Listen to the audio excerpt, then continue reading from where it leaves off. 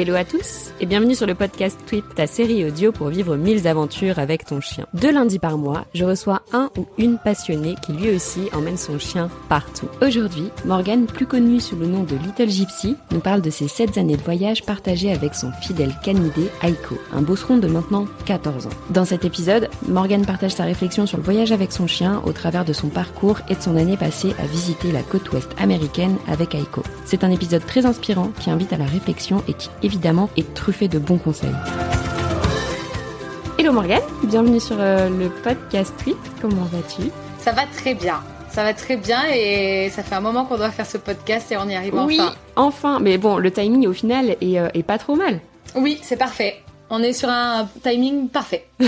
Bon, on vous expliquera un petit peu plus tard pourquoi. Avant de commencer, on a 1000 sujets à aborder aujourd'hui ensemble. Est-ce que tu voudrais bien te présenter ? Bon, je pense que la plupart te connaissent plutôt sous le nom de Little Gypsy plutôt que Morgane. Est-ce que tu veux bien te présenter ? Alors, du coup, je m'appelle Morgane et j'ai des réseaux sociaux sous le nom de Little Gypsy. Et sur mes réseaux sociaux, j'aborde vraiment beaucoup de sujets. Ça va être l'aventure, le voyage en tant que femme seule avec un sac à dos, la protection des océans, parce que c'était aussi mon travail avant de travailler avec les mammifères marins. Donc la protection des océans qui prend une grosse place dans ma vie. Et le voyage avec son chien, parce que je suis accompagnée de mon fidèle canidé, comme je mets sur mes réseaux sociaux. J'avais fait un jeu de mots, parce qu'on dit normalement... aventurier à accompagner son fidèle équidé. Et moi, j'ai mis mon fidèle canidé. Il s'appelle Aiko et ça fait 7 ans qu'il est sur la route tout le temps avec moi. Et voilà. Tu peux nous parler un petit peu d'Aiko ? Aiko, c'est un bosseron. Ça me fait rire, je dis ça, il a levé la tête. J'ai dit son prénom. Oui. C'est un bosseron qui a 14 ans aujourd'hui et que j'ai avec moi. Je l'ai adopté, il avait 4 mois. Ok, donc c'était un tout petit bébé. Ouais. C'était un petit bébé quand j'ai eu. J'ai des vidéos de lui quand il est bébé, c'est trop beau. Tu m'étonnes. Mais par contre, ça fait que 7 ans que tu voyages avec. Voilà, c'est ça. Ça fait que 7 ans que je voyage avec. Ok, donc comment ça s'est passé justement tout ça ? Parce que, ça fait 7 ans que tu voyages avec parce que ça fait 7 ans que tu voyages, ou tu voyageais avant sans lui et maintenant tu décides de le prendre ? C'est ça, parce que ça fait 10 ans que moi je suis tout le temps sur la route.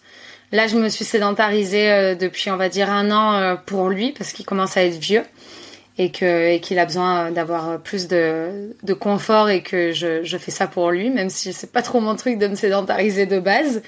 J'ai commencé, en fait, déjà, à Aiko, on a eu la chance d'avoir été inséparables tout le temps, parce que j'ai fait toujours des métiers. Quand je l'ai eu, j'ai toujours eu des métiers où je travaillais à l'extérieur, donc je travaillais avec les animaux, j'ai été soigneuse animalier. Et du coup, par exemple, quand j'étais prof d'équitation, il était tout le temps avec moi dehors. Quand je donnais les cours, il était comme on voit les profs d'équitation avec leur chien allongé à l'extérieur de la carrière qui attend. Après, j'ai été responsable de la remise en confiance d'animaux maltraités dans un refuge. Il était tout le temps avec moi en extérieur dans le refuge. J'étais tout le temps avec d'autres chiens. Enfin, on a toujours été tout le temps ensemble. Et puis après, il y a eu plein de choses qui se sont écroulées dans ma vie qui ont fait que j'ai pris la décision de base de partir 1 mois en voyage. Et c'était en Asie. Et pour moi, c'était juste 1 mois. Et du coup, il y avait pas... c'était pas logique pour moi de le prendre avec moi pour partir 1 mois en Asie. C'était pour moi juste des vacances de base.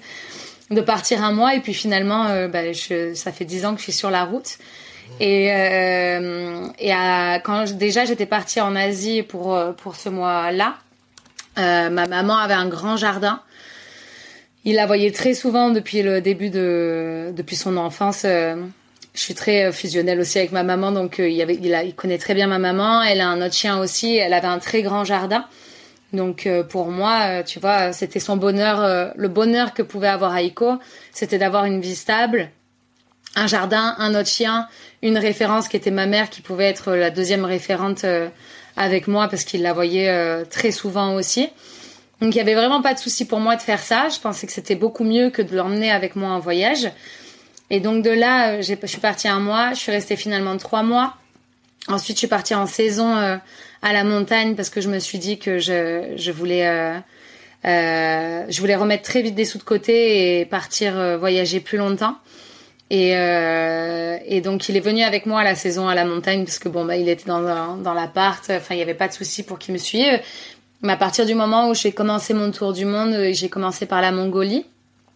Et là, j'étais restée plusieurs semaines chez ma maman pour qu'il ait vraiment ses repères qui soient bien imprégnés chez elle, que sa routine, elle se soit créée où j'étais dans les parages, que je le laisse pas, tu vois, lâcher comme ça en mode allez, ciao, on se revoit dans 6 mois.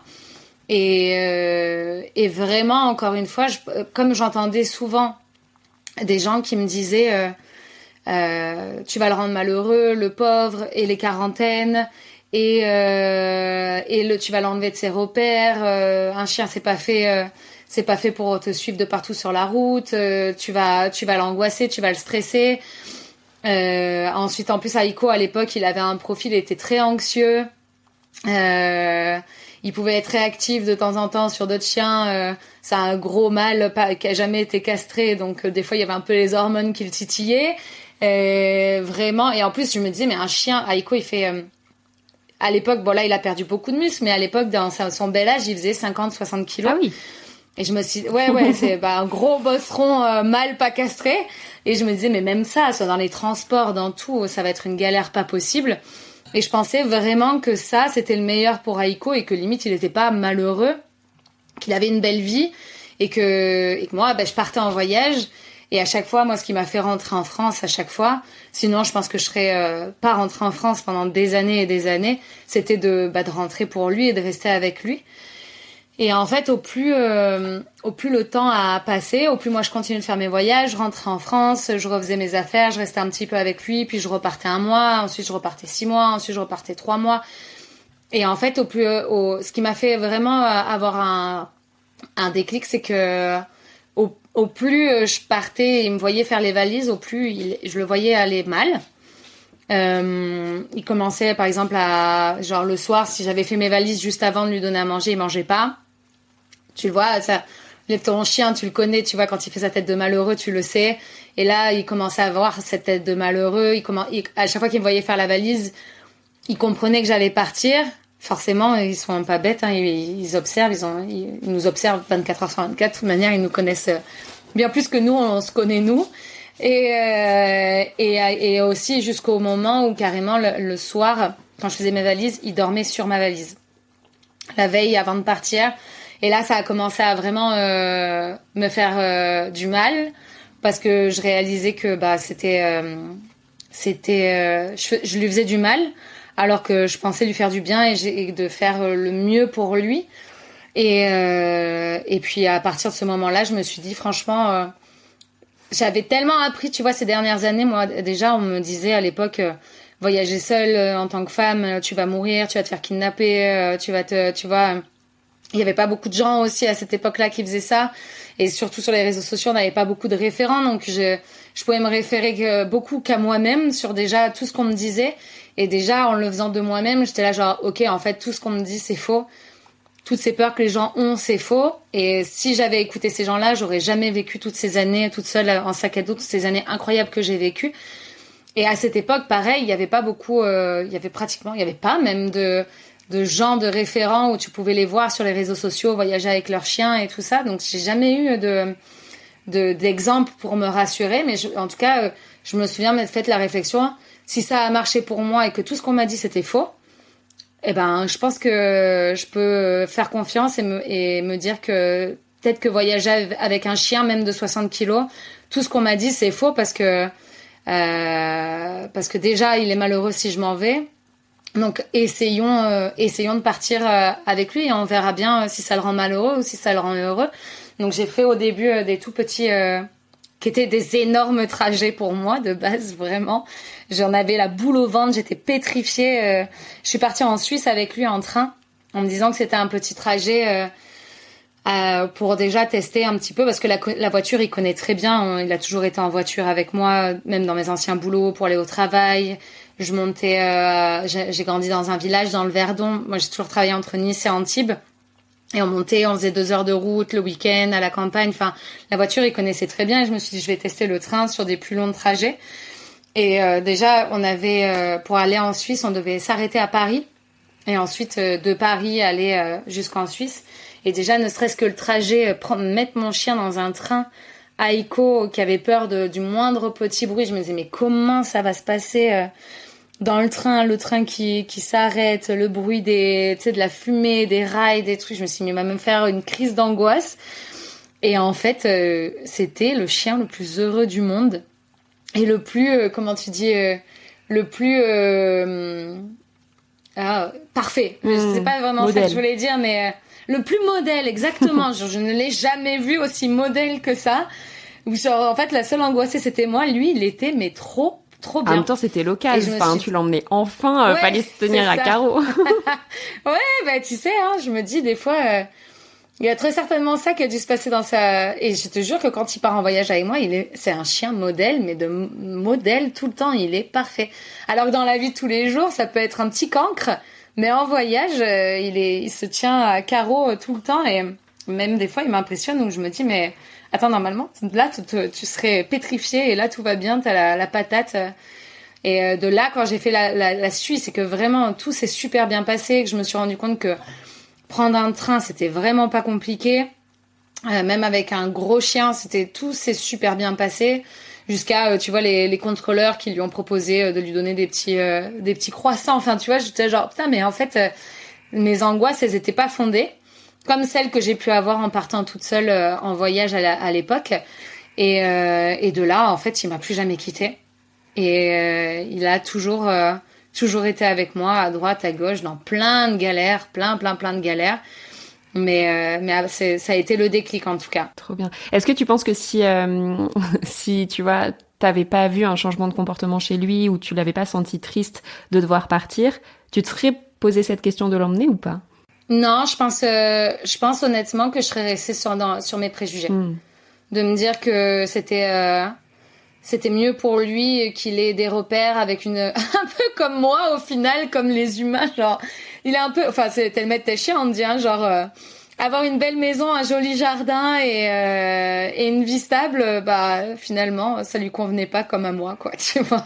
Ouais, donc au final, enfin dès le début t'aurais pu suivre ton instinct et l'emmener direct pour vivre tes aventures. Ouais, mais en même temps après je regrette pas non plus parce que déjà voyager seul c'est quelque chose qui s'apprend, et surtout encore une fois à l'époque où on n'avait pas du tout de référents et encore moins de référents femmes, et c'était vraiment partir à l'aventure sans aucun renseignement même de l'espèce de petites règles de survie entre guillemets, de règles de sécurité. Donc je regrette pas non plus parce que j'ai appris aussi pour pouvoir moi mieux le protéger aussi sur la route, tu vois, oui, de pas faire d'erreur. C'est sûr. Donc je pense que c'est un c'est déjà stressant pour une personne toute seule, et tu sais c'est un peu j'ai déjà fait pas mal d'interviews, tu sais, sur les sports canins notamment, ouais. Et bah tu peux faire aucun sport avec ton chien si tu le maîtrises pas déjà toi tout seul avant, quoi. Ah bah voilà, tu vois. Je pense que c'est pareil en tout cas sur des longs voyages loin. En tout cas, à l'époque, en n'ayant pas beaucoup d'infos, je pense que c'est un très beau timing qui s'est passé entre lui et moi. Mais surtout avec un grand chien comme ça doit être d'autant plus impressionnant. Mais c'est rigolo parce que, enfin, tu vois, moi j'ai adopté Floki au moment. Floki, c'est trop mignon. Rien que le prénom, j'ai envie de lui faire un câlin. Oh là là, Floki. Et donc ouais, j'ai adopté Floki en même temps qu'on avait prévu notre grand voyage, tu vois, qu'on prévoyait depuis, ça faisait des années que j'en parlais. Bon, il y a eu le Covid, le voyage ne s'est pas fait. Mais tu vois, il y a eu les craintes de tout le monde qui se sont posées dessus en disant mais c'est n'importe quoi, vous voulez voyager depuis si longtemps et vous prenez un chien à ce moment-là. Ah, il faut pas écouter les gens. Non, mais franchement, à un moment donné, il faut qu'ils arrêtent les gens. Il faut vraiment qu'ils arrêtent. Mais c'est aussi les gens qui m'ont permis de créer Twip, parce que sans ça, je me serais pas posé la question. Tu vois, je me suis dit, ok, ça a l'air d'être une galère, il doit bien exister des trucs pour m'aider, et j'ai rien trouvé. C'est comme ça que j'ai créé Twip. Faut faire. Donc des fois, tu vois, les peurs des gens, ça peut aider aussi. Oui, c'est vrai. Ça m'a beaucoup aidé aussi. Faut des trucs négatifs, faut en faire des forces. Et du coup, tu m'as dit donc que t'es partie en road trip au Canada et aux États-Unis avec lui. C'était combien de temps après avoir commencé un peu à expérimenter le voyage avec lui? Alors attends, parce que on est rentré il y a 2 ans. Donc ça faisait 5 ans déjà qu'on était sur la route, lui et moi. Ok, vous étiez déjà bien rodés. On était bien rodés, ouais, on était bien rodés. Globalement, vous avez vécu un peu quelle aventure? Enfin, tu vois, rapidement, qu'on puisse s'imaginer, tu vois, ce qu'on peut faire avec un chien. Improbable. C'est ce que je dis à chaque fois. Je pense que c'est vraiment un des souvenirs que j'ai le plus souvent. c'est de me dire c'est improbable ce qu'on est en train de faire. Tu vois, des fois je me retournais et je vois Aiko avec moi au Bellagio à Las Vegas et genre vraiment, tu sais, c'est un mélange d'émotions et de me dire genre c'est improbable ce qui est en train de se passer. Genre je ne comprends pas, qu'est-ce que tu fais là, Aiko? Ou tu vois, on voit des orques au bord de la plage, j'ai Aiko à côté de moi et je suis là, genre c'est improbable, c'est dingue, c'est improbable, dingue et très émue de vivre ça avec lui pendant un an. Ouais, c'était fou. C'était incroyable et improbable. C'est le plus gros voyage que vous avez fait ensemble? Ouais, je pense, ouais, c'est celui-là. Après, notre vie est un voyage depuis 7 ans en règle générale, parce qu'on est toujours...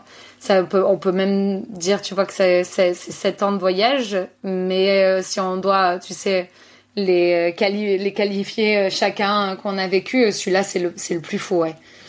C'est vraiment le plus fou, hein. Comment ça t'est venu en tête de dire ok, je peux partir sur un autre continent avec lui? En fait, ce qui s'est passé, c'est que moi déjà j'y vais depuis 9 ans, j'y vais chaque année au Canada et aux USA pour de la protection des orques qu'il y a là-bas, et je fais aussi des séjours où j'emmène les gens faire du kayak avec les orques. Et du coup, ça fait 9 ans chaque année que j'y vais, et la seule chose qui me faisait... Moi, je sais que c'est un peu c'est mon deuxième chez moi là-bas, et qu'il y a de très fortes chances que je finisse ma vie là-bas, et ça m'appelle depuis que je suis toute petite, cet endroit m'appelle. Et à chaque fois que j'y vais, à chaque fois, ce qui me fait rentrer, c'est Aiko. Et je pense que s'il n'y avait pas eu Aiko, je serais partie vivre là-bas depuis 9 ans déjà. Et à chaque fois que j'ai vécu des moments forts, et j'ai vécu vraiment beaucoup de moments forts sur la côte ouest du Canada et des USA, que ce soit avec les orques, avec des copains Premières Nations que je me suis faite là-bas. Enfin, il s'est passé plein de choses vraiment très très fortes pour moi là-bas. À chaque fois, j'avais une pensée pour Aiko. Et je me disais, je suis heureuse, mais je suis pas pleinement heureuse parce qu'il n'y a pas Aiko avec moi. Et c'était pas envisageable de déménager avec lui? Ça m'était pas passé ça m'était pas par l'esprit, parce qu'il faut prendre un avion. Et pour moi, c'était pas pensable. En tout cas, c'est voyager avec lui en train, en voiture, partir loin. On est allé avec un van aménagé, on est monté jusqu'au cercle polaire. Enfin, ça, tout était envisageable avec lui. Mais partir, prendre un avion sur un autre continent, je pensais pas que j'allais le faire un jour, tu vois. Et donc, à ses 10 ans, il avait une sorte de tumeur qui avait commencé à pousser sur l'abdomen. Et du coup, on savait pas trop si ça allait être une tumeur bénigne ou si ça allait être une tumeur cancéreuse, sachant que déjà, la moyenne de vie d'un bosseron, c'est 11 ans. Donc, tu te prépares déjà quand ton bosseron, il commence à avoir 10 ans. Tu te dis, bon, là, va falloir commencer à se préparer psychologiquement. Et le vétérinaire a fait une ponction de cette tumeur en me disant, d'ici quelques semaines, on va savoir si c'est cancérigène ou pas. Et là, c'est vraiment... quelques semaines. Ouais, quelques semaines. C'est super long. Ouais, c'était long. J'ai eu la réponse pour Noël. C'est trop beau. C'est un joli cadeau de Noël. Oui, dans ce sens-là, oui. Ouais, spoiler alert, c'était pas cancérigène. Donc ça, c'était une belle alerte, mais une belle nouvelle pour Noël. Mais en tout cas, tu sais, c'était le premier moment où je réalisais que mon chien commençait à vieillir.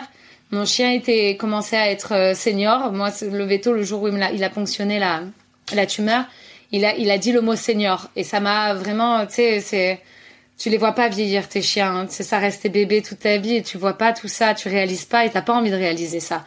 Et du coup, quand il a fait cette ponction, je me suis dit, je l'ai regardé, je lui ai dit, mec, si t'as pas de cancer, on s'en bat les couilles, on se casse. et on va au Canada et aux USA tous les deux et on se barre et on vit. Je me suis dit, tu sais, il commençait à avoir un peu d'arthrose, mais il était en forme, tu vois. Il courait encore et trucs. Et je me suis dit, si on doit, ça sera, c'est maintenant ou jamais. C'est soit, ça t'a fait réaliser que t'avais vraiment envie de partager ça avec lui. C'est ça. Et je me suis dit, si c'est pas cancérigène, on vit une dernière grande putain d'immense aventure, toi et moi. Et quand c'était pas cancérigène, go. On est parti. J'ai tenu ma promesse. De base, on devait partir vivre là-bas. Moi, j'étais partie pour vivre là-bas parce que je me suis dit, je lui fais prendre l'avion, mais c'est pas pour quelques semaines, un mois, 2 mois. Pour moi, c'est un geste qui est assez fort de faire prendre l'avion à son chien. Donc je m'étais dit franchement on se barre et en plus on va vivre là-bas quoi, tu vois. Mais je m'étais dit avant de vivre au Canada, je veux faire ce road trip, je veux vivre cette aventure avec lui avant de m'installer. Et donc on a vécu ce road trip, cette aventure pendant 1 an entre le Canada et les USA. Et malheureusement j'ai perdu mon papa quand j'ai commencé à m'installer. Et je suis rentrée en France, qui n'était pas du tout prévu de base. Je voulais pas rentrer en France. Mais ça m'a développé une genre d'angoisse où parce qu'en fait il y avait encore c'était la fin du Covid, mais il y avait encore le Covid quand j'ai perdu mon père et il y avait pas d'avion pour rentrer à temps. Donc j'ai pas pu lui dire au revoir et j'ai pas pu aller à l'enterrement parce que j'étais coincée au Canada. Et ça a été un gros trauma où je me suis dit là j'ai besoin de faire une pause et j'ai envie d'être avec mes proches et j'ai pas envie d'être à l'autre bout du monde. Maintenant, ça va mieux, tu vois, je me sentirais de repartir mais en tout cas, pendant 2 ans, ça a été une grosse angoisse de me dire, ok, là, j'ai juste envie de me dire, c'était trop dur déjà, ce que j'ai vécu et je me disais, s'il y a encore une urgence, je veux juste faire 5 heures de route, mais je veux pas avoir peur que je puisse pas prendre d'avion pour rentrer à temps. Et donc la fin est un peu plus triste, tu vois. On est rentré un peu en catastrophe lui et moi avec Aiko en France, mais en tout cas on l'a vécu. Et pendant 1 an on a vécu ça. Et donc c'était quoi le plan de base de ce voyage? Parce que en termes, enfin là c'est vraiment une question un peu plus administrative, mais il me semble t'es pas censé pouvoir rester que 3 mois dans chaque pays à chaque fois? Canada, tu peux y rester 6 mois en touriste. Ok. Et USA, tu peux y rester 3 mois. Donc tu vois déjà ça te fait un beau voyage. Moi, j'avais mon PVT au Canada, donc j'avais pas de souci de temps pendant 2 ans là-bas. USA, on avait 3 mois. En fait, quand on est arrivé en Colombie-Britannique, moi, je travaille avec une équipe là-bas qui réalise des documentaires sur la protection des orques et les droits sociaux des Premières Nations. Et je travaille avec cette équipe depuis 7 ans. Et on réalise des documentaires ou des actions pour aider les Premières Nations ou aider les orques qu'il y a là-bas. Et je suis arrivée en Colombie-Britannique. Le premier documentaire qui s'appelle Co-Extinction devait commencer à être projeté dans des cinémas. Et donc, on était toute l'équipe à travailler sur ça pour aller faire les projections. Et il y a eu un moment donné où on a fait toutes les projections et où tout le boulot qu'on devait faire, on pouvait le faire depuis notre ordinateur. On s'est tous splittés, chacun est rentré chez soi. Et au moment où on pouvait travailler en télétravail sur tous les autres projets qu'on devait faire pour le documentaire, il y a la frontière des États-Unis qui s'est ouverte. Ce qui n'était pas encore prévu de base quand je suis arrivée au Canada avec le Covid. Et là, les frontières terrestres, tu pouvais pas encore passer en avion, mais les frontières terrestres étaient ouvertes. Et de là, j'ai dit banco, mon Dieu, mais le timing est tellement parfait. Du coup, j'ai acheté un van qui était énorme, immense. J'avais une ambition beaucoup trop grande face à ce van en me disant genre oh ça va passer, ça va aller, c'est beaucoup trop gros. J'ai tellement eu peur. Quand tu freinais, ça mettait 8 ans à s'arrêter. Enfin, c'était surtout qu'il roule. C'était un bus. C'était presque un bus, franchement. Jack, il s'appelait pour la chanson Hit the Road, Jack. Mais non, puis il roule comme des tarés au Canada et aux USA. Aux États-Unis, t'as une route qui est limitée à 90, ils sont tous à 150, tu comprends pas. Tu es genre, non mais combien de fois j'ai pleuré en conduisant en me disant mais j'ai peur. Puis ce van, il me faisait trop peur. Il tenait pas la route. Si t'étais à 100, t'avais l'impression qu'il volait. T'avais même pas l'impression qu'il adhérait la route. J'avais l'impression qu'il volait. Et que si je mettais un mini coup de volant, je faisais un tonneau sur le côté. Et je te jure, je faisais des bouchons derrière moi, alors que je respectais les limitations de vitesse. J'avais des bouchons de 2 kilomètres derrière. Les gens qui klaxonnaient, je me faisais insulter par des Américains. Et je me faisais toujours la promesse, Morgane, quand tu rentreras en France et qu'il y a quelqu'un qui roulera doucement, maintenant tu me jures que tu l'insultes plus, parce que peut-être qu'il fait une crise d'angoisse comme toi t'es en train de faire là. Mais ouais, du coup, cet énorme van, on est parti de Colombie-Britannique. J'étais sur Vancouver Island parce que je voulais absolument être sur Vancouver Island avec Aiko, faire un road trip avec lui parce que c'est mon terre-terre là-bas. Il y a plein de spots où j'étais là genre, je veux qu'Aiko soit avec moi, comme par exemple voir les orques. Il a vu les orques avec moi. On est allé camper sur des plages où j'allais tout le temps. Enfin, je voulais voir ces paysages. Lui montrer cette vie. C'est ça, et ces paysages et de le voir à côté de moi. Et donc, on est parti de Vancouver Island. On a pris un ferry qui dure juste quelques heures pour arriver aux États-Unis, parce que Vancouver, c'est vraiment à la frontière des États-Unis, à côté de Seattle. Et à partir de là, moi, je me suis dit que j'avais envie de faire toute la route 101. En fait, c'est une route qui longe l'océan. Toute la côte ouest des États-Unis, qui longe toute la côte ouest. Et je l'ai faite du début jusqu'à la fin, jusqu'à San Diego. J'ai fait toute cette route. C'était trop beau parce qu'en plus, on avait la migration des baleines. Donc, le soir, quand on campait, on avait face à nous, au coucher de soleil, des baleines qui passaient. Enfin, c'était trop incroyable. Et j'ai fait une petite bifurcation parce que j'adore cet endroit et je me disais il faut qu'Aiko soit là aussi à cet endroit-là. Tout l'Ouest américain, tous les parcs nationaux, Monument de Valley, le Grand Canyon, Las Vegas, Joshua Tree, tous ces endroits. J'ai fait toute une boucle aussi pour aller faire les parcs nationaux avec Aiko de ce côté-là. Et après, mais c'est trop bien parce que je trouve que c'est vraiment un voyage tu sais que tu t'imagines faire tout seul ou en tout cas sans animaux. Parce que j'ai la sensation qu'il y a plein de choses que tu peux pas faire avec un animal. Comment toi tu l'as vécu? Est-ce que tu as pu faire vraiment tout ce que tu voulais ou parce que tu as quand même la passion aussi des océans et ça peut être super compliqué à gérer quand tu as un chien quand même, non? Honnêtement, comment tu vois, même pour te dire, il y avait un abonné un jour qui m'avait écrit quand j'étais en Colombie-Britannique et qui m'a dit j'ai un voilier, si tu veux venir faire passer plusieurs jours, on se fait Vancouver Island en voilier avec ton chien. Aiko avait jamais pris de voilier de sa vie. Bon là aussi incroyable. C'est franchement le chien le plus heureux du monde. Je pense que c'était un marin dans une autre vie.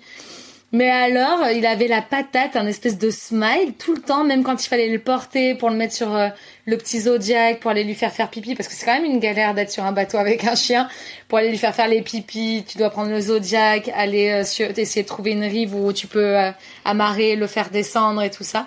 Mais il était tellement heureux, c'était que du coup, ça devenait même pas une galère, c'était genre juste une joie de l'avoir avec moi et de le voir aussi bien. Il y a une vidéo que j'adore, qui m'a fait trop rire, où on essaie de trouver une solution pour lui faire descendre les escaliers pour rentrer dans le voilier avec moi, où on essaie de l'accrocher à une corde, et il est trop content, et ça me fait prendre un fou rire nerveux, parce que je me dis, mais dans la vie de tous les jours, normalement, il aurait eu peur, et là, il a une espèce de banane dans cette vidéo. Ah ouais, il est trop bien, donc l'océan, pas de problème, c'est son truc. Après, il y a un truc où, tu vois, par exemple, en France et en Europe, on se rend pas compte, c'est que vraiment, on a trop de chance. Les chiens sont acceptés vraiment partout. On se donne des limites qui n'existent absolument pas parce qu'on a le droit d'amener nos chiens absolument partout. Et maintenant, t'as vraiment que quelques hôtels qui acceptent pas les chiens, que quelques restaurants qui acceptent pas les chiens. Et encore, franchement, je me suis jamais vu interdit l'entrée d'aller manger au restaurant avec Aiko avec moi. Alors que tu vois, par exemple, aux États-Unis et au Canada, interdiction d'aller dans un restaurant avec ton chien. Même les patios, tu vois, les espèces de balcons où tu peux manger dehors, t'as pas le droit. Et t'as pas le droit de prendre de train avec ton chien. Donc c'est vrai que pour ces trucs-là, t'es vraiment... c'est deux trucs où t'es quand même pas mal limité. Donc tu dois avoir une voiture, acheter une voiture ou louer une voiture si tu veux être libre, et en tout cas que ton chien aussi puisse t'attendre quelque part si tu vas aller dans un bar ou dans un restaurant, parce que c'est même ça, moi ça me fait mal au cœur. Tu sais, souvent là-bas t'as des restaurants où t'as des espèces d'attaches, mais à l'extérieur en mode c'est là que ton chien doit t'attendre, mais jamais de la vie. Moi je suis incapable de faire ça. Pose ton vélo ici. Ah ouais, c'est ça, j'aurais trop peur qu'on me le vole, ou tu vois, ou qu'un autre chien sans laisse arrive et l'attaque. Ah non, j'aurais trop peur. Donc ça c'est vraiment primordial. Si tu veux te sentir libre au Canada et aux États-Unis, il faut avoir une voiture.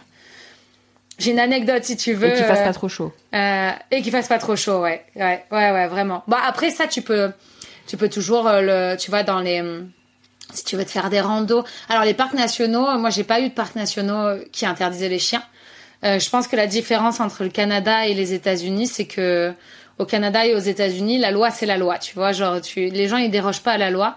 Alors que nous en France, on est des petits thugs et on est là genre la loi, moi j'en ai rien à faire. Et quand par exemple on te dit de tenir ton chien en laisse dans les parcs régionaux ou dans les parcs nationaux, les gens le font pas. Et qu'en fait on nous a interdit beaucoup d'endroits pour préserver la nature, pour préserver la faune. On nous a malheureusement interdit plein d'endroits parce qu'on n'écoute pas la loi.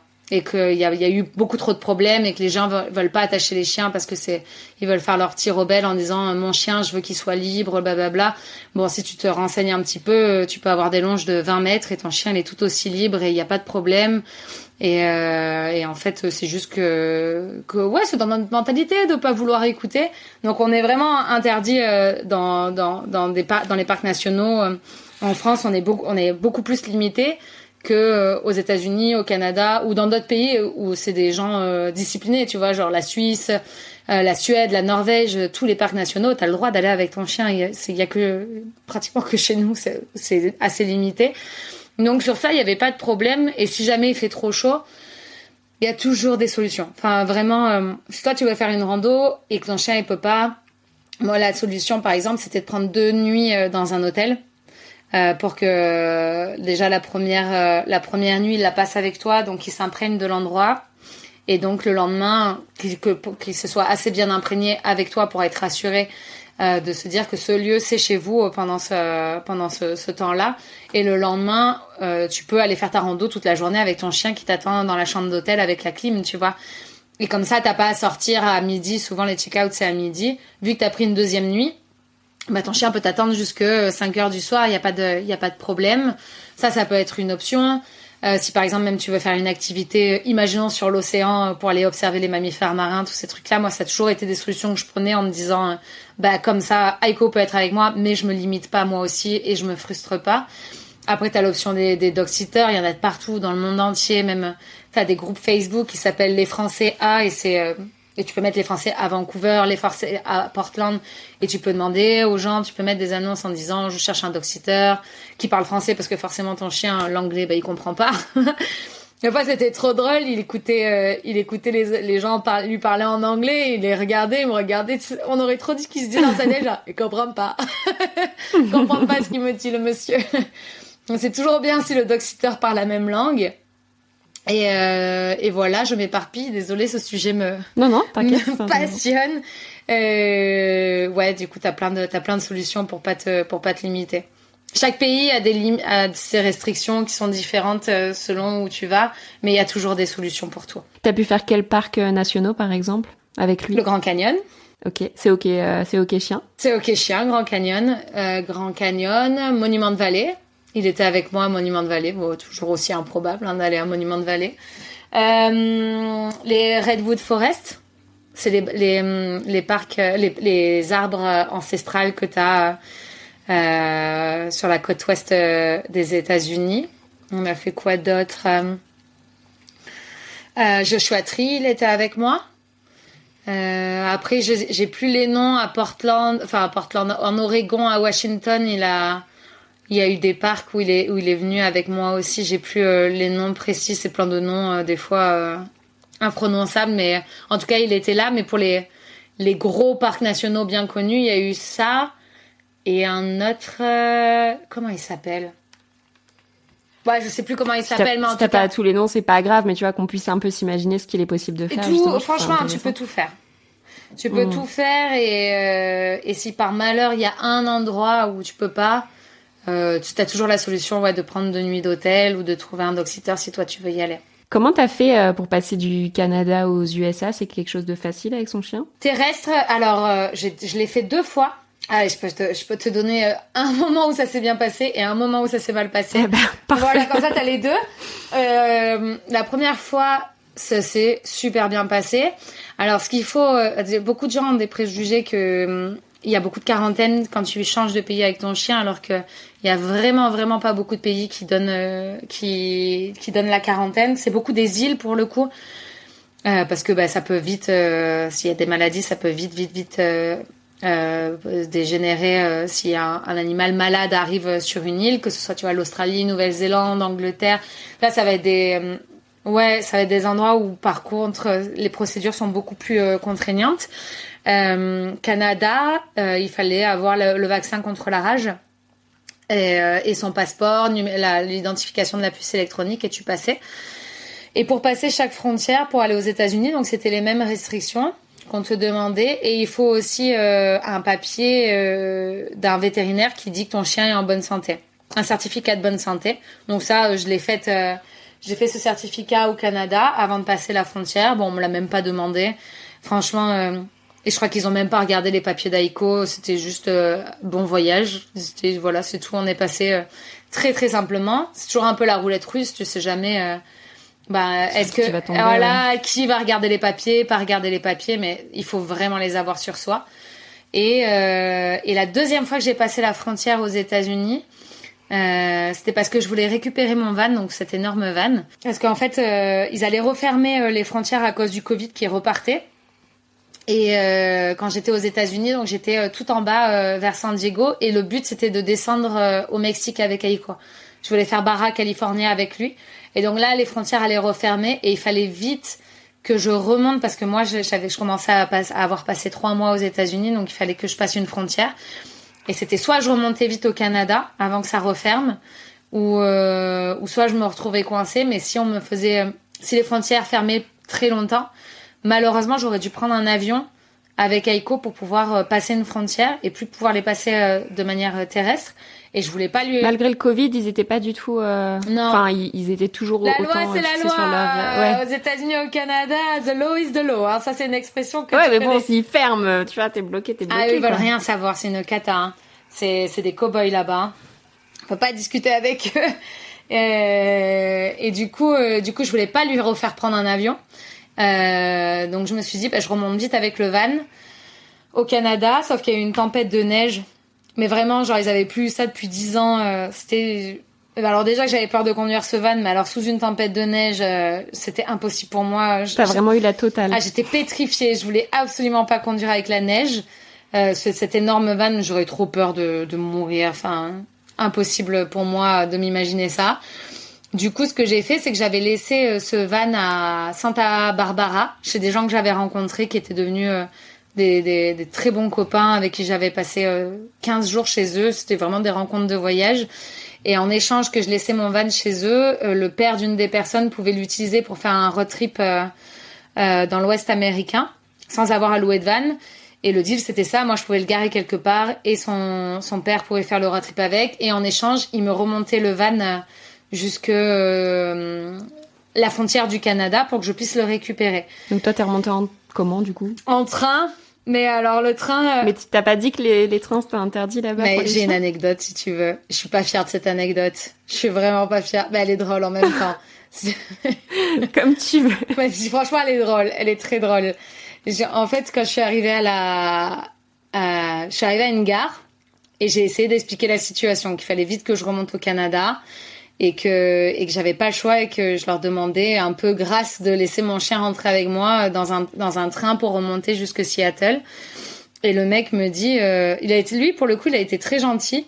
Il m'a dit, c'est pas possible, les chiens sont interdits.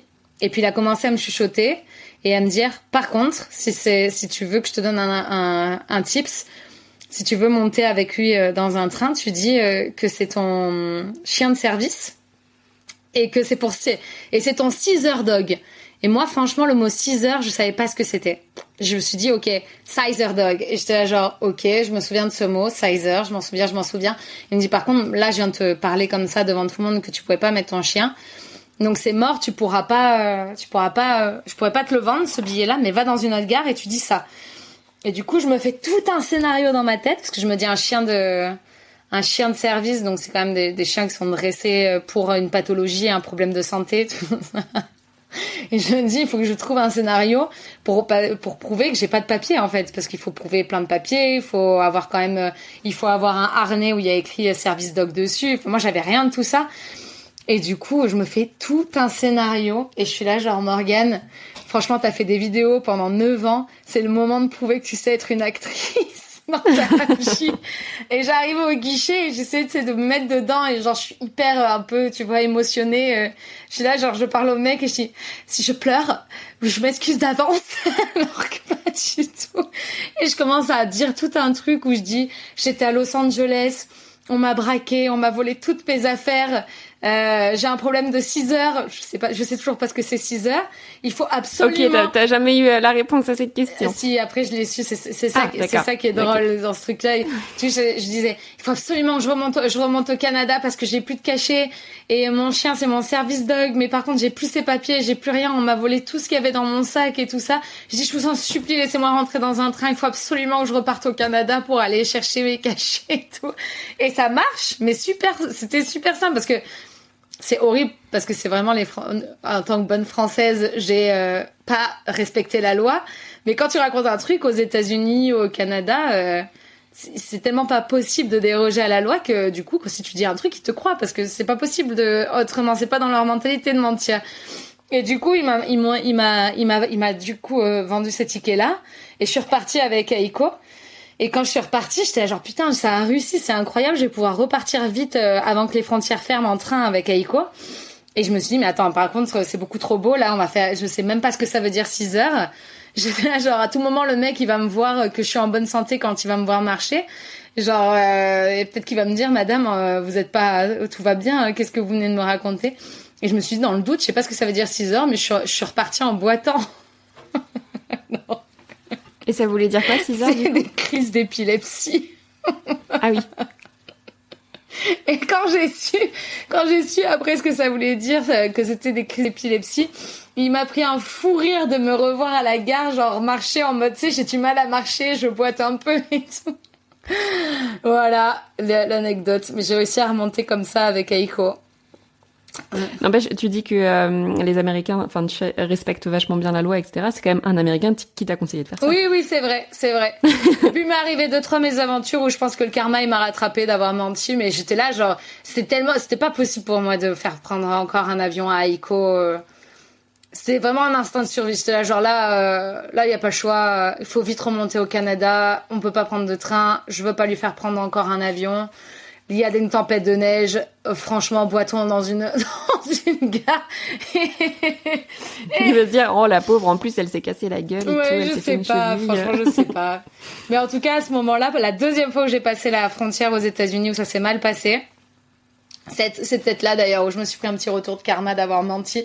Du coup, il y avait 7 personnes qui étaient arrivées vers la frontière pour que je puisse récupérer mon van. Au bout de, je pense, ça faisait 1 mois qu'il devait être à Santa Barbara. Et je passe la frontière à pied, du coup, parce que j'avais plus de véhicule. Je passe la frontière à Vancouver.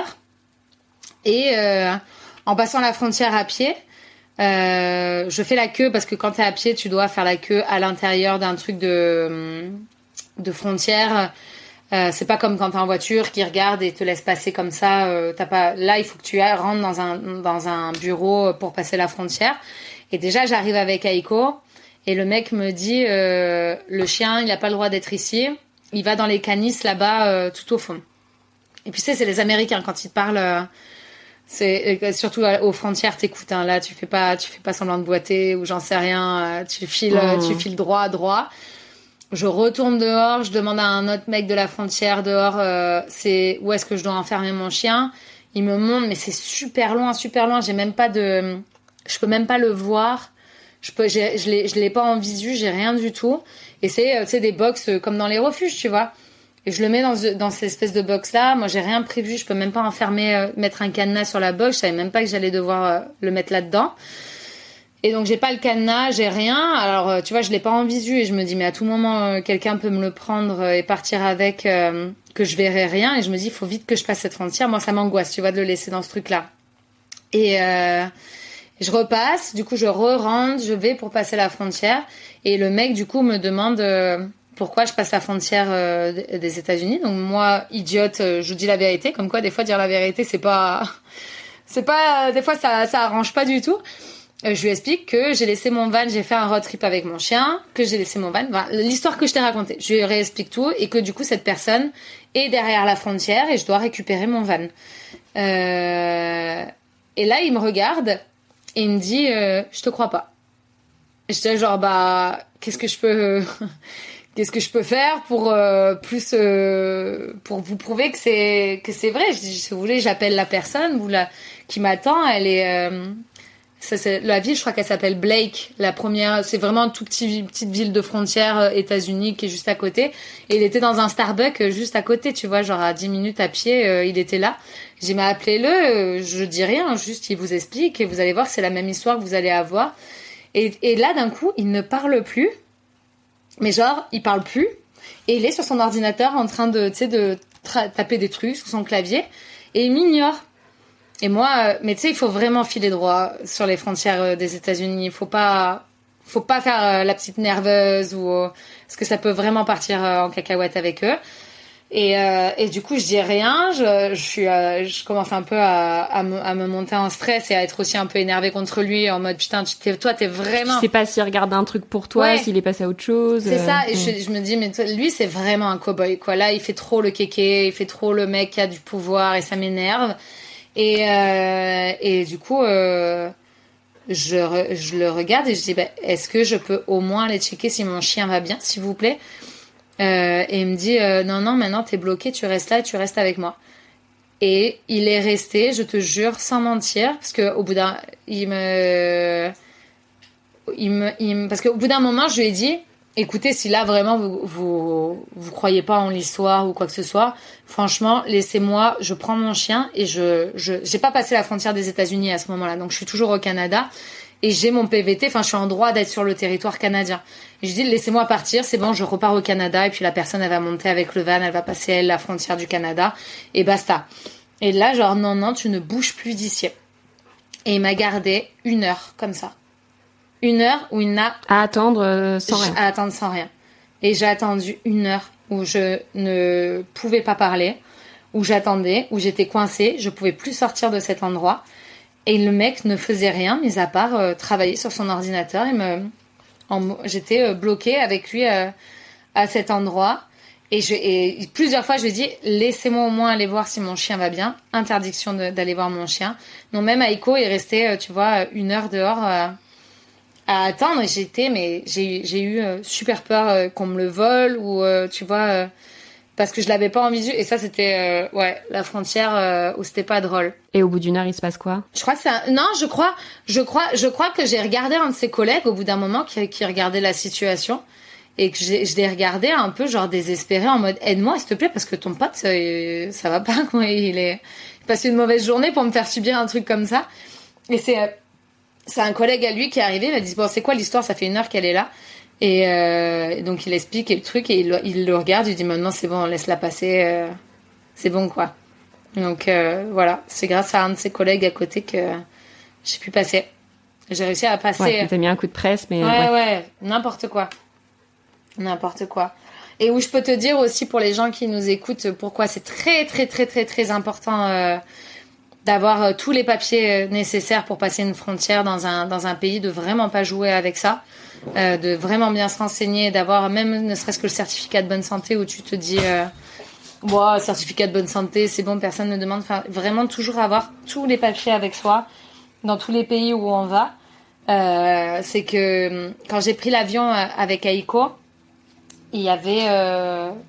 moi, je devais passer la frontière de l'immigration pour mon PVT. Et je pensais que j'allais la passer à Vancouver et c'était à Montréal. Vu que j'avais une escale à Montréal, ils me l'ont fait passer à Montréal. Et il y avait Aiko avec moi.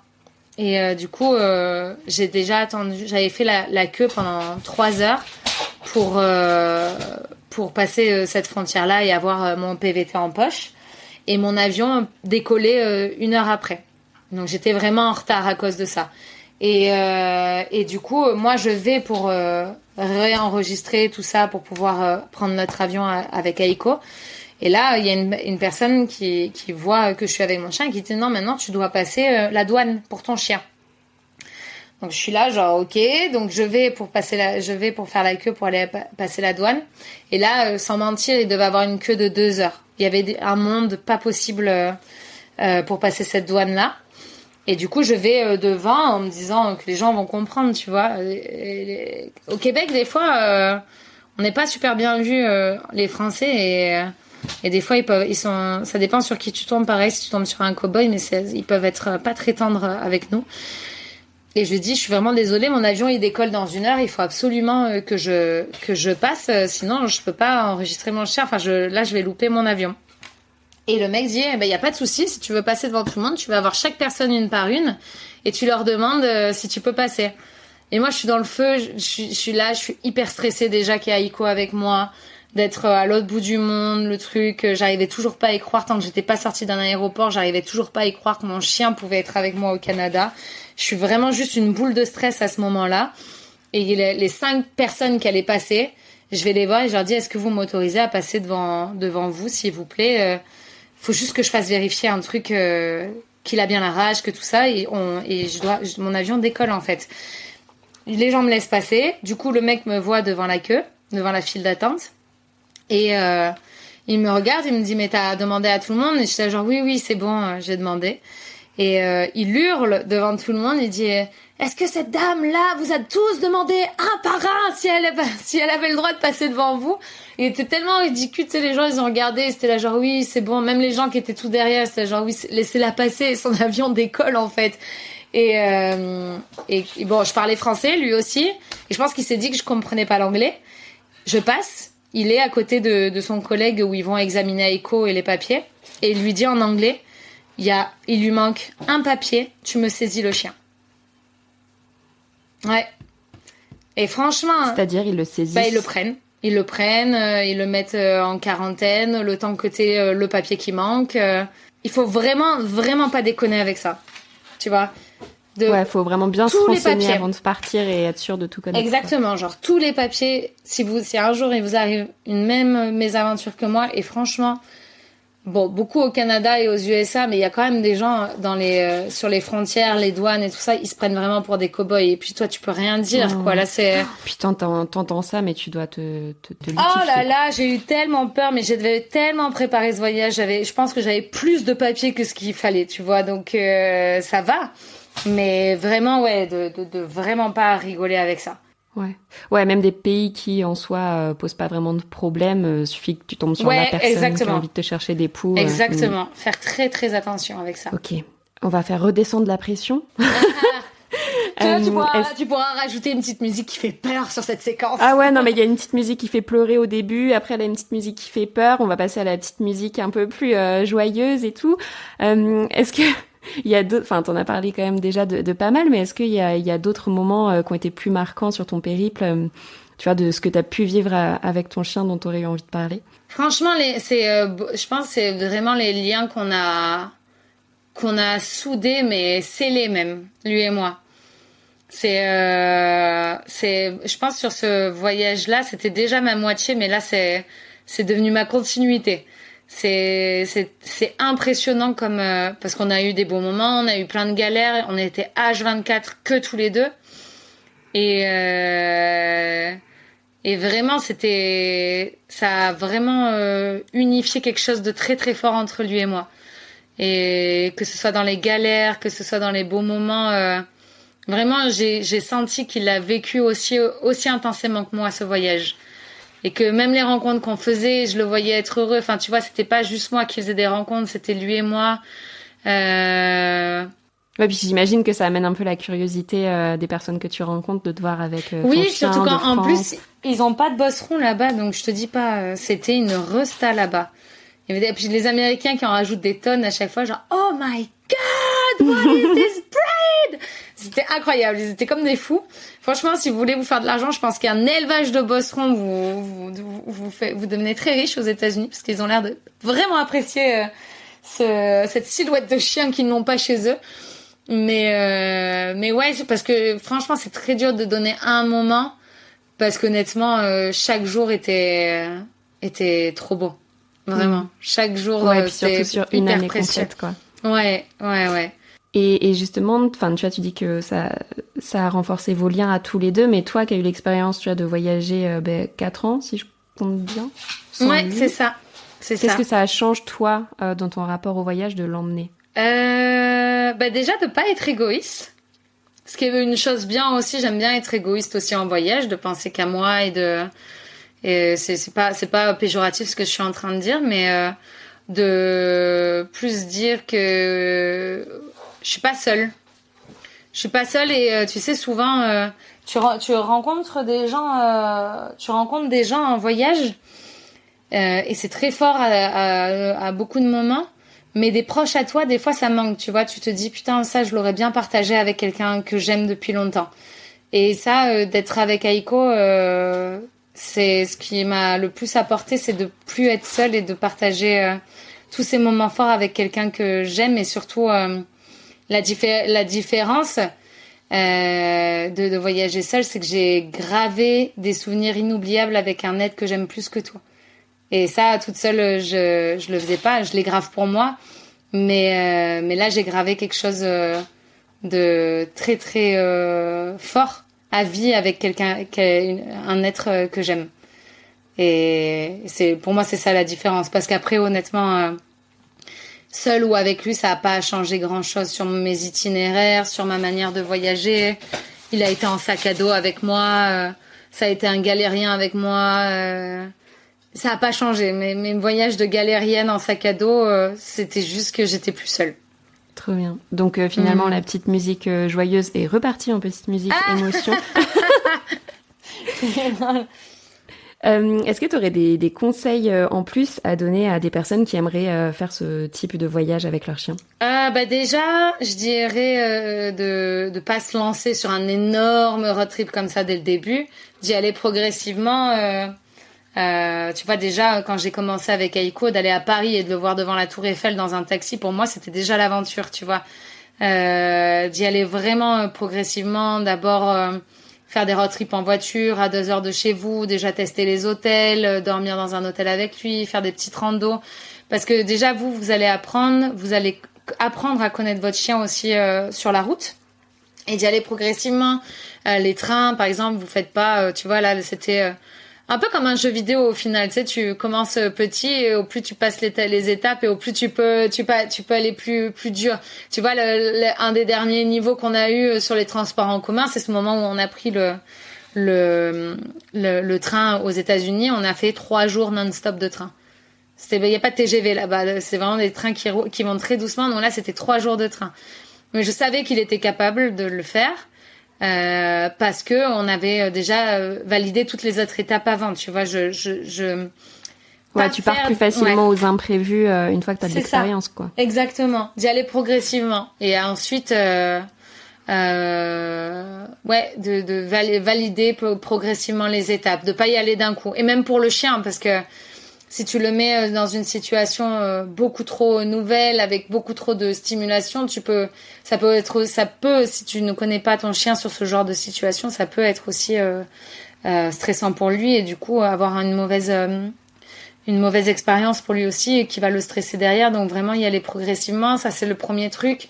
Le deuxième truc où on n'y pense pas forcément, c'est vraiment retravailler son rappel avant de partir. C'est vraiment un instinct de survie que vous devez avoir pour votre chien, de retravailler votre rappel parce que votre chien il va être confronté à de nouvelles odeurs et le focus maître des fois ça va être très compliqué face à des nouvelles odeurs, des nouveaux animaux et le rappel d'urgence pour la sécurité de votre chien en voyage, c'est vraiment important de le retravailler. L'autre chose. T'as fait des rencontres d'animaux sauvages comme ça, notamment au Canada avec Aiko? Ouais, il a vu les orques, il a vu des ours, il a failli, il y a un raton laveur qui a voulu le fighter. Ouais. Il y a un raton laveur qui est arrivé. Ça devait être très drôle. Oh là là, mais j'ai la vidéo. Plus que l'ours. Ouais, je te l'enverrai si tu veux. Mais j'ai eu peur, je t'avoue que j'ai eu peur. Hein. Le raton laveur, il s'est mis sur ses 2 pattes et il arrivait comme ça, j'étais là, hop là. Non. Ouais, j'ai eu un peu peur, je t'avoue. J'ai eu un peu peur. Et lui, je pense qu'il a dû renifler toute la faune possible et imaginable.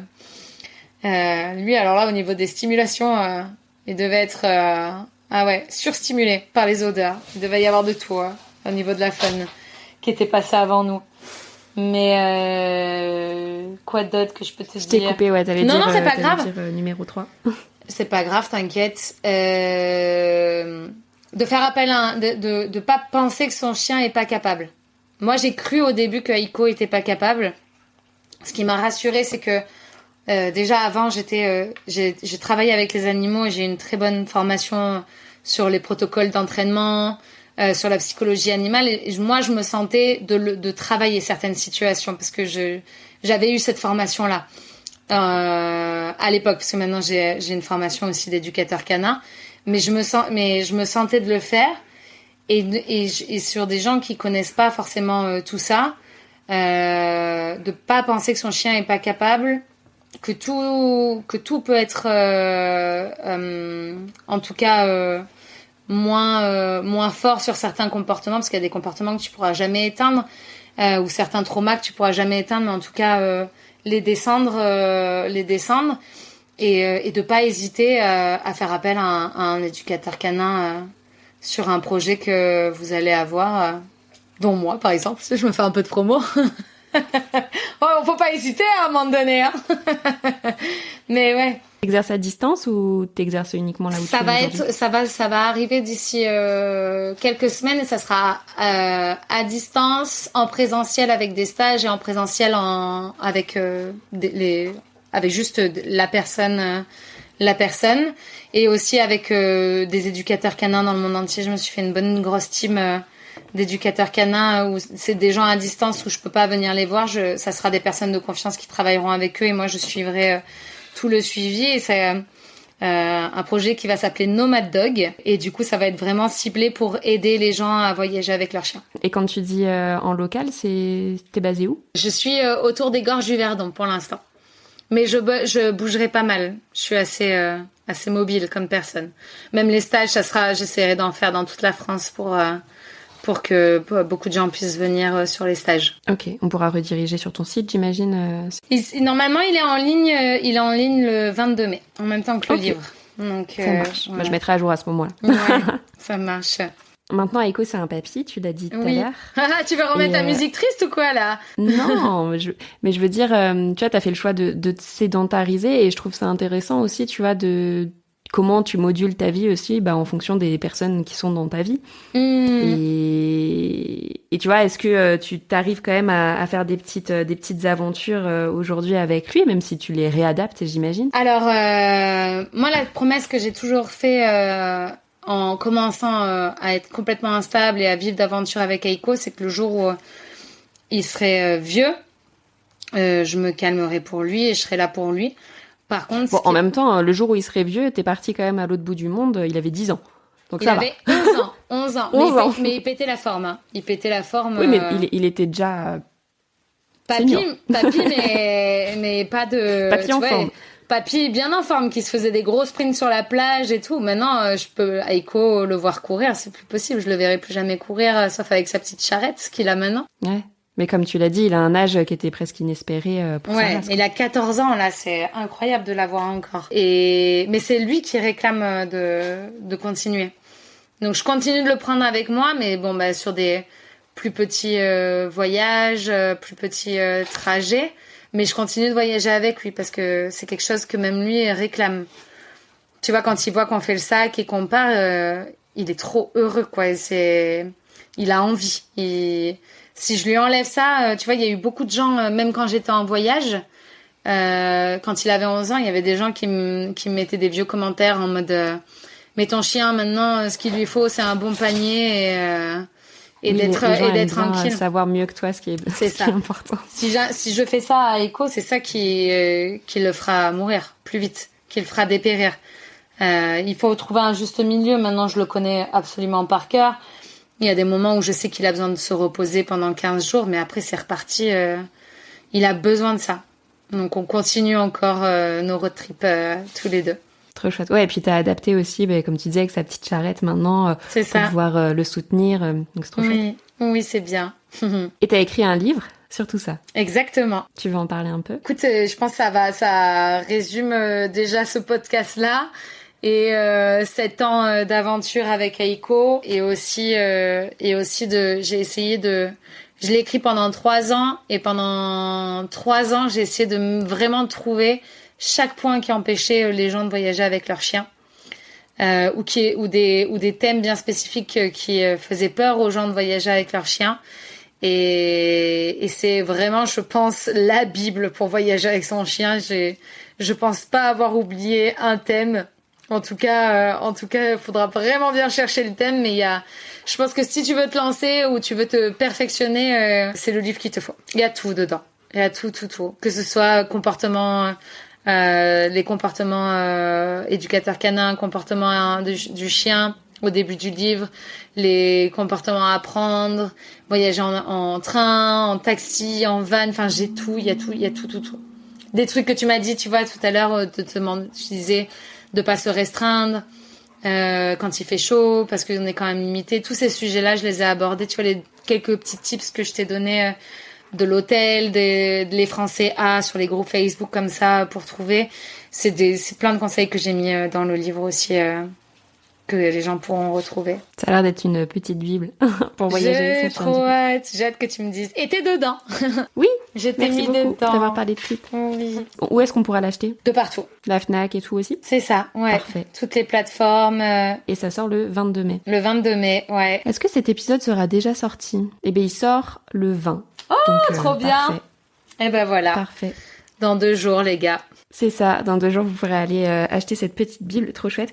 J'ai une dernière question que j'ai pas pensé à te poser plus tôt, mais qui est dans ma tête depuis tout à l'heure, mais comme on parle de plein de choses, t'as beaucoup parlé, je trouve, pendant cet épisode d'angoisse et de peur. Et pour autant, t'as l'air de faire des trucs de dingue tout le temps. Ouais. Est-ce que t'aurais un conseil là-dessus, tu vois, dans le sens où, je pense qu'on est nombreux à avoir peur de faire des choses, à se restreindre, etc. T'as l'air d'avoir peur quand même de plein de choses, et pourtant, de te bouger et de faire quand même plein de choses et d'aller à l'encontre un peu de tout ça. Est-ce que tu aurais des conseils à partager je sais pas, aux nanas qui aimeraient voyager toutes seules ou aux personnes qui aimeraient prendre leur chien mais qui ont peur, enfin, quelle que soit la peur qu'ils puissent avoir? J'ai beaucoup de peur et beaucoup de choses parce que j'ai une souche d'enfance et d'adolescence qui a été difficile. Et du coup, c'est des choses que je travaille. Et encore, là, je t'en parle, mais ça va beaucoup, beaucoup mieux comparé à quelques années en arrière. C'est pour ça que c'est intéressant d'avoir ton retour là-dessus. Moi, ça a été un peu mon déclic. Et bon, je le souhaite pas aux gens, aux autres d'avoir ce genre de déclic dans sa vie. Mais à 16 ans, on a essayé de m'enlever. Et j'ai cru que j'allais mourir. Et ça m'a jamais quitté ce truc-là de me dire, je suis quelqu'un qui est de base angoissé, qui a peur de choses. Mais je sais intensément que la vie peut potentiellement s'arrêter du jour au lendemain quand tu marches sur une route. Et je veux la vivre à fond.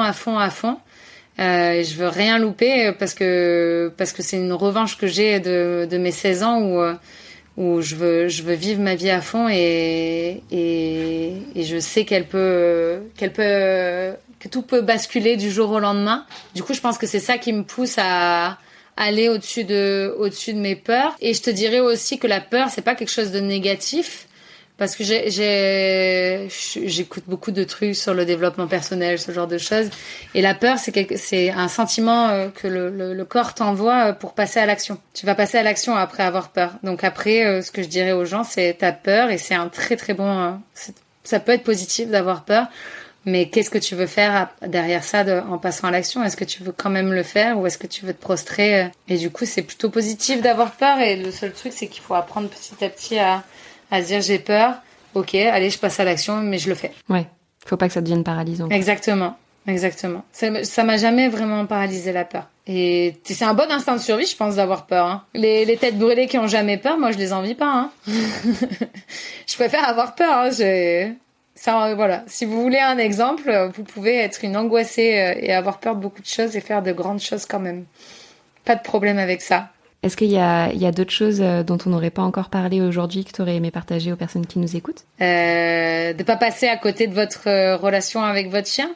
Que si vous êtes des voyageurs ou que vous voulez vivre, vous n'êtes pas un voyageur forcément dans l'âme, mais que vous voulez vivre une aventure avec votre chien et que ça vous appelle et que c'est quelque chose que vous avez bien en vous. De toujours vous rappeler qu'ils sont pas éternels et que quand ils sont vieux comme Papy Aiko avec une charrette, on se retourne et on se dit c'est passé trop vite et j'ai jamais... N'ayez pas de regrets. Je vous souhaite de pas avoir de regrets. C'est ça que j'ai envie de dire. Genre vraiment... Moi aujourd'hui, la vieillesse de Aiko, je la vis... C'est dur, mais je sais que c'est plein d'amour et plein de bienveillance et c'est ok. Parce que c'est le cycle de la vie, c'est comme ça et on y passera tous. Et nous, on n'a aucun regret. On a vécu à fond, on a tout fait. Et je souhaite vraiment aux gens d'avoir aucun regret. Si ça les appelle de voyager, c'est des moments qui seront gravés à jamais et ça sera les choses que vous regretterez pas à la fin. Et donc, foncez, vivez plein de choses avec eux, parce qu'ils attendent que ça eux aussi. Merci beaucoup. Si les personnes qui nous écoutent ont envie de te poser des questions ou de te retrouver quelque part, etc., on les redirige où? Little Gypsy, pour l'instant. Instagram? Ouais, Instagram. Ouais. Bon, on mettra tout ça en description. Super. Merci beaucoup Merci à toi. pour ton témoignage. C'était super inspirant. Et n'oubliez pas, dans 2 jours, oh my ça arrive God. ça. Donc, Oui. n'hésitez pas à aller filer à la Fnac la plus proche. Et bravo pour pour tout ce que tu fais aussi. C'est trop bien. Merci beaucoup. À bientôt. À bientôt. Merci beaucoup d'avoir écouté cet épisode jusqu'au bout, ça me fait très plaisir. J'espère qu'il t'a plu, et si c'est le cas, n'hésite pas à laisser une note 5 étoiles sur la plateforme de ton choix. Si tu découvres Twip en même temps que cet épisode, Twip, T-W-I-P, est une application dog-friendly qui te permet de découvrir plein de spots accessibles aux chiens en France et ailleurs.